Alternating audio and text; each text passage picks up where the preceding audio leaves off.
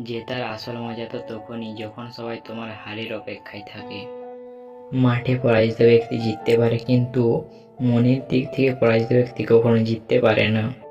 সেরার সেরা খোঁজ করো, নদী পেলে সাগরে খোঁজো। পাথরে আঘাত করলে যেমন কাঁচ ভেঙে যায়, এমন কাঁচ খুঁজে বের করো যার আঘাতে পাথর ভেঙে যায়। সর্বদা একটি ইতিবাচক চিন্তা দিয়ে নতুন দিন শুরু করো। জীবনের প্রতিকূলতা থেকে পালানো সহজ, জীবনের প্রতিটি ক্ষেত্রেই পরীক্ষা আছে। যারা ভয় পায় তারা জীবনে কিছুই পায় না, যারা লড়াই করে যায় তাদের পায়ের পাতায় সারা জগৎ থাকে।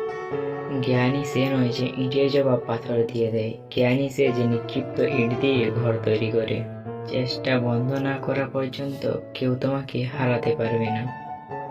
নেশা করুন কঠোর পরিশ্রম করার, যাতে আপনার রোগ হয় সাফল্য পাওয়ার। বিশ্বাসের সবচেয়ে শক্তিশালী প্রেরণা হলো বিশেষ কারোর দ্বারা প্রত্যাখ্যান।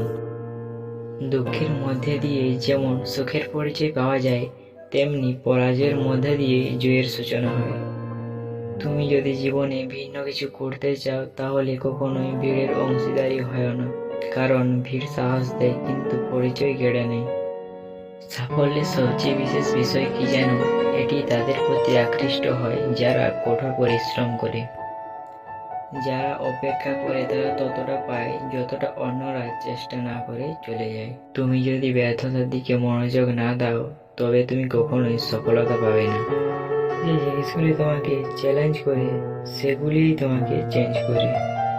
যদি ভিডিওটি ভালো লেগে থাকে তাহলে লাইক, কমেন্ট, শেয়ার এবং চ্যানেলটিকে সাবস্ক্রাইব করে দেবেন।